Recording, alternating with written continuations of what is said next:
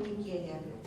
Nuo 1999 metų organizacijos įkūrimo iki 2016 metų organizacijai vadovavo šiuo metu garbės pirmininkė Lionė Aleksienė. Šiuo metu organizacija vienija 740 narių, iš jų 12 vaikų. Neįgaliesiems teikiamos nesudėtingos socialinės reabilitacijos turinį atitinkančios paslaugos, didinančios neįgaliųjų savarankiškumą.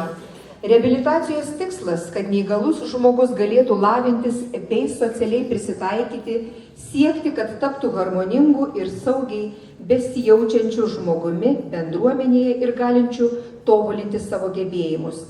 Teikiamos socialinių ir savarankiško gyvenimo įgūdžių ugdymo, savitvarkos, saviraiškos ir meninių gebėjimų palaikymo bei atkūrimo, darbo terapijos bei kitos paslaugos. Ukmergės rajono neįgaliųjų draugija, pirmininkė Zita Kviklienė. Vadovauja nuo 2004 metų, organizacija įkurta 1989 metais. Šiuo metu organizacija vienija 567 narius, iš jų 10 vaikų. Šalia socialinės reabilitacijos turinį atitinkančių paslaugų teikimo organizuojamas neįgaliųjų užimtumas dienos centre, amatų būreliuose, lavinami meniniai gebėjimai. Ypatingas dėmesys skiriamas amatų būrelio nariams ir muzikiniam užimtumui, kurie teikia žmogui galimybę lavintis, tobulėti, bendrauti. Sutrikusio intelekto žmonių globos bendrija Ukmergės viltis. Pirmininkė Stanislava Vilčinskienė. Ji vadovauja nuo 1998 metų. Organizacija taip pat įkurta 1998 metais. Šiuo metu organizacija vienija 116 narių. Užimtumo veiklose dalyvauja 46 nariai, iš jų 18 vaikų. Dėl specifinių raidos ir elgesio sutrikimų, sutrikusio intelekto žmonėms, jų tėvams ar globėjams teikiamos kompleksinės paslaugos pagal jų individualius poreikius. Suaugusiems proto negalio žmonėms teikiamos dienos socialinės globos paslaugos. Ukmergės nestacionarių paslaugų dienos socialinės globos skyriuje. Vykdoma asmeninio asistento pagalbos, užimtumo, keramikos ir rankdarbių būreliuose veikla. Ukmergės sporto klubas Vilkmergė. Pirmininkė Lina Bisiūnaitė. Organizacijai vadovauja nuo 2016 metų. Klubas įsikūrė 1987 metais. Šio klubo įkūrėjas Anatolij Kuprijaškin.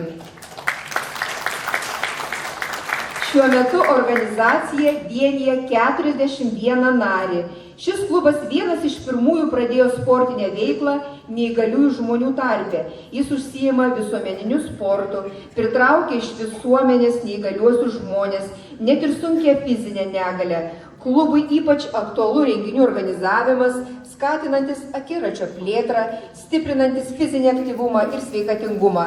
Pasiekta daug sportinių rezultatų Lietuvos čempionatuose, užimta daug prizinių vietų, iškovota daug medalių, taurių, klube organizuojamos įvairios varžybos. Vilniaus kurčiųjų reabilitacijos centras. Direktorė Inga Minkevičienė, socialinės reabilitacijos paslaugų neįgaliesiems bendruomenėje projekto vadovė. Ukmergės rajone Kristina Bartulytė. Šiuo metu organizacija vienija 27 narius. Neįgaliesiems teikiamos nesudėtingos socialinės reabilitacijos turinį atitinkančios paslaugos, didinančios neįgaliųjų savarankiškumą, tai yra asmeninio asistento pagalba, padedant lankantis viešasis paslaugas teikiančiose įstaigose, tvarkantis dokumentus, sprendžiant kitas iškilusias socialinės problemas. Na ir Lietuvos aklųjų ir silpnaregių sąjungos Ukmergės rajono filialas. Pirmininkė Audronė Kreizienė. Ji vadovauja organizacijai nuo 2004 metų. Organizacija yra įkurta 1965 metais. Tai vadinasi, 15 metais šventė 50-metį. Šiuo metu organizacija vienyje 118 narių. Paslaugų teikiamų šios organizacijos nariams specifika yra tokia, kad jos visos pritaikytos regos neįgaliesiems. Organizuojant tokias paslaugas, pirmiausia kreipiamas dėmesys, kiek ir kaip teikiamomis paslaugomis gali pasinaudoti žmonės turintys regos negalią. Organizuojamos savipagalbos grupės, bendravimo valandėlės. Dar vienas šios organizacijos išskirtinumas – dekoratyvinių dirbinių iš karoliukų kūrimas, kuriuos kuria regos negalią turintys žmonės. Šie rankdarbiai eksponuojami parodose. Šios organizacijos narių tarpe yra daug gabių ir kūrybingų žmonių, kurie patys kuria eiles, domisi poezija. Mano rankose literačių Lionginos Bučelytės, Zitos Sabulienės, Elenos Suchockienės eilės ir mintis. Bet aš norėčiau perskaityti literatės Elenos Suchockienės mintis, perskaičius trumputį Algimanto Baltakio eilėraštį, kuris susideda iš 10 žodžių. Paklausykite šito eilėraščio. Kada visi tyli, poetas kalba. Kada visi kalba, poetas tyli. Tai štai, 10 žodžių, bet paklausykite dabar šitos gabios literatės interpretacijos. Kalba poetai, žvaigždės prabyla, žodžiai nubėga paukščių taku, vasaros lietaus lašais srūva per veidą. Nuplauna sielą, lašas krenta ant žemės, kalasi želmenis, žodis kvepia duona, skleidžiasi gėlių žiedai. Kalba poetai, žydi ievos, alyvos, obelis puošiasi žiedais, žodžiai žiedlapiais krenta į širdis, tyli visi. Kalba poetai. Pavasariais žemė dainuoja, žodžiai skrenda lyg paukščiai, visi tiesia rankas. Žodžiai krenta į delnus, išslysta pro pirštus ir kyla į dangų, plasnoja plačiais sparnais.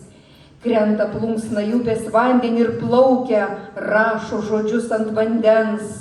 Kalba poetai, žodžiai milžinkapiai.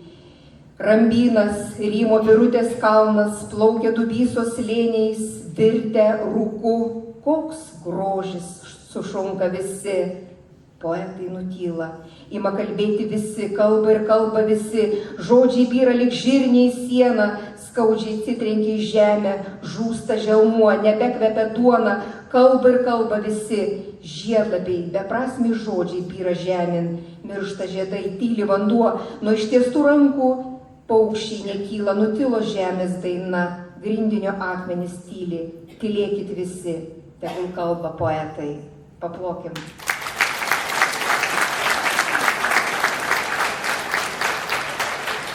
Tegul šiuos gražius žodžius palydi Ukmergės rajono neįgaliųjų draugijos moterų vokalinio ansamblio kartos atliekamos dainos. Muzika ir žodžiai Poderio, Bobų vasara ir Vytauto Kernagio daina Mūsų dienos kaip šventė. Kolektyvo vadovė Zita Kviklienė, akompanuoja grupė 3V vadovas Valdevaras Matulevičius.